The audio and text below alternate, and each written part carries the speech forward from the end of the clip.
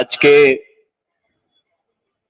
कार्यक्रम की अध्यक्षता कर रहे आदरणीय सभापति, मंच पर आसीन एआईडीएसओ के नेतागण, कॉमरेड्स और दोस्तों, आज की यह सभा एक ऐतिहासिक दिन के उपलक्ष्य में रखी गई है। ऐतिहासिक इस मामले में कि जिन छात्रों ने अपनी शहादत दी थी, हम उन लोगों को याद कर पाए और अपने समय की लड़ाई को हम कैसे देखेंगे, इसे कैसे आगे बढ़ाएंगे, इसे सोच पाए। इतिहास दो लोगों को जगह देता है, एक वो जो कुर्बानी देंगे और इतिहास के पन्नों में अपना नाम लिखवाएंगे, जिनके नाम आने वाली पीढ़ियां इज्जत के साथ और हौसले के रूप में लेंगी। और एक दूसरे दर्जे के वो होते हैं जिनका स्थान इतिहास के कूड़ेदान में होता है और जिन्हें इसलिए याद रखा जाता है कि ये उनके खिलाफ लड़ रहे थे, उन्हें रोकने की कोशिश कर रहे थे, जो इतिहास को बनाने का काम कर रहे थे। हमारे जो 4 साथी दार्जिलिंग की जेल में हैं, वो आज के दिन इतिहास के पन्ने पर अपना नाम लिख रहे हैं और जिस टीएमसी ने उन्हें जेल में डाला है, वो इतिहास के कूड़ेदान में अपनी जगह बना रहे हैं। यह अंतर हम बता रहे हैं, यह हमें समझाना होगा और समझना होगा।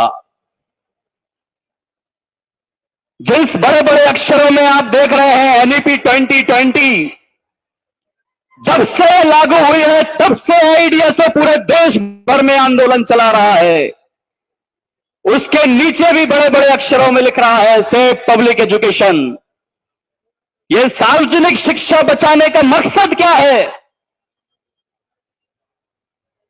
इतिहास में पहली बार हुआ है कि सरकारें स्कूल बंद करने की पॉलिसी लेकर आई है। सरकारी स्कूलों को बंद किया जाएगा, इन्हें कम किया जाएगा।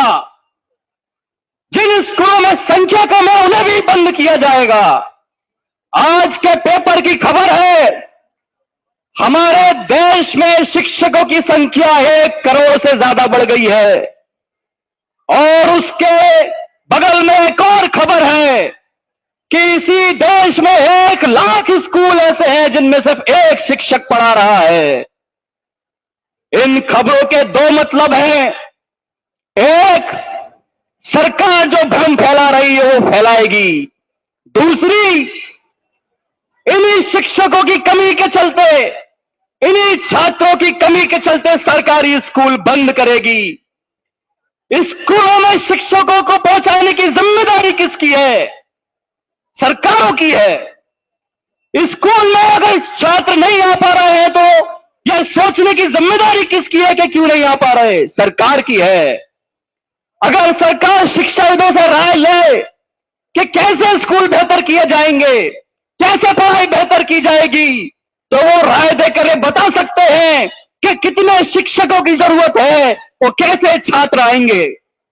लेकिन आप देखिए, एनईपी भी चोरी छुपके अलोकतांत्रिक ढंग से लागू की गई और आज दिन तक एक के बाद एक निर्णय अलोकतांत्रिक ढंग से ही लागू किए जा रहे हैं। स्कूल बंद करने का निर्णय भी वही अलोकतांत्रिक निर्णय है। फिर बात आती है वही, ये जो दार्जिलिंग की जेल में बंद हैं, उन पे चार्ज क्या लगा रहे हैं कि छोटे बच्चों को आंदोलन में लेकर जा रहे हैं।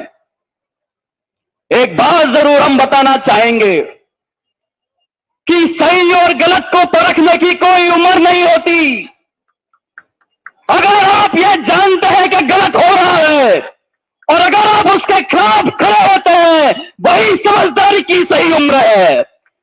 इसलिए देखिए, कर्नाटक में 6,700 स्कूलों को बंद करने के लिए वहां की कांग्रेस सरकार ने निर्णय लिया। यही 5वीं, 8वीं, 10वीं के छात्रों ने बोल दिया तुम बंद करके दिखाओ, हम स्कूल बचा के दिखाएंगे। वहां के मंत्री को, शिक्षा मंत्री को जाके सदन में बोलना पड़ा, एक स्कूल भी बंद नहीं होगा।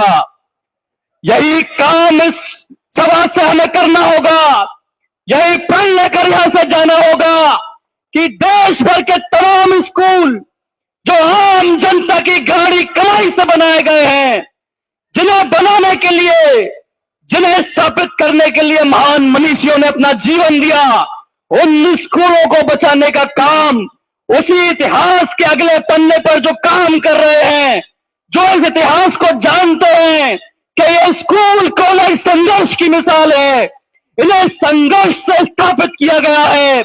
आज जब नई शिक्षा नीति इनको बर्बाद करने के लिए लाई जा रही है, उसी संघर्ष को याद रखकर स्कूल और कॉलेजों को बचाने के लिए निकलना पड़ेगा।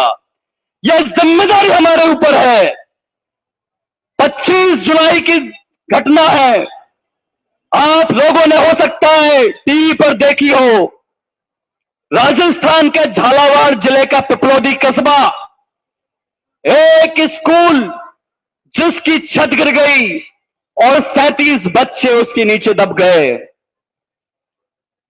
अगर आप लोगों ने खबर पढ़ी हो, वीडियो देखे हो, तो आप समझ सकते हैं कितनी सहरन हुई होगी उसको देखकर। छोटे छोटे 5वीं 7वीं 8वीं के बच्चे एक स्कूल की छत के नीचे दब गए।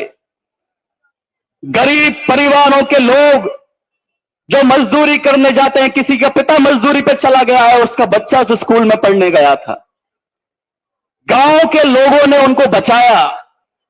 7 बच्चे मारे गए, कुछ को निकाल पाए, कुछ को निकाल भी नहीं पाए। किसी का सिर दिख रहा था, किसी का पैर दिख रहा था। यह समझ में नहीं आ रहा था कि बच्चों को बचाएं कैसे। 7 बच्चे मारे गए और 27 से ज्यादा जख्मी हो गए। हमारे साथी उस जगह पर गए, उन माओं से मिले जिनके बच्चे उस स्कूल के नीचे आके मर गए। एक मां ने अपने छोटे से बच्चे की कमीज, नीले कलर की खून में सनी हुई कमीज हमें दिखाई कि मेरा बच्चा तो पढ़ने के लिए गया है, अब मेरे पास सिर्फ उसकी खून की सनी हुई कमीज बची है। मैं क्या करूं, कहां से लाऊं मेरे बच्चे को अब दोबारा। साथियों, ये एनईपी मां से अपने बच्चे छीन रही है, शिक्षकों से अपना शिक्षकत्व छीन रही है।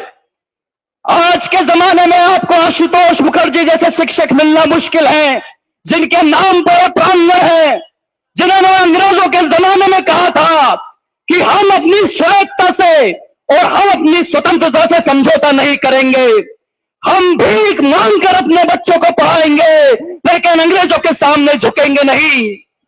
ये शिक्षक जिनकी जरूरत आज है, जो एक छात्र को खड़ा कर पाए, एनईपी शिक्षक भी खत्म कर रही है और एनईपी छात्र भी खत्म कर रही है। इसलिए सबसे बड़ी जरूरत है एनईपी को अपना रास्ता दिखाने की, जो इसकी असली जगह वही इतिहास का कूड़ेदान है जिसमें इसकी असली जगह होनी चाहिए। इसलिए आप सभी से अपील है, हम उम्मीद करें, हम ऐद उठाएं, हम अपने आप से कसम खाएं कि हम एक भी बच्चे को मरने नहीं देंगे, हम एक भी बच्चे को स्कूलों से दूर नहीं होने देंगे, हम पूरे देश में एक भी स्कूल बंद नहीं होने देंगे। तभी हम इतिहास में अपना नाम लिखवा पाएंगे, तभी आने वाली पीढ़ी याद रख पाएंगी कि 5वीं 8वीं 10वीं 12वीं के बच्चे जब जरूरत पड़ी ये समझ गए थे कि इसी उम्र में बड़ा होना पड़ेगा, नहीं तो आने वाले समय में लोगों को बड़ा होने के लिए, पढ़ने के लिए कोई जगह नहीं बचेगी। इसी उम्मीद के साथ कि हम इस ऐतिहासिक जिम्मेदारी को अपने ऊपर लेंगे। आने वाला समय इस देशों में छात्रों के संघर्ष का समय होगा। ये हमें कोई गलतफहमी नहीं है कि एआईडीएस इसको अकेले कर पाएगा।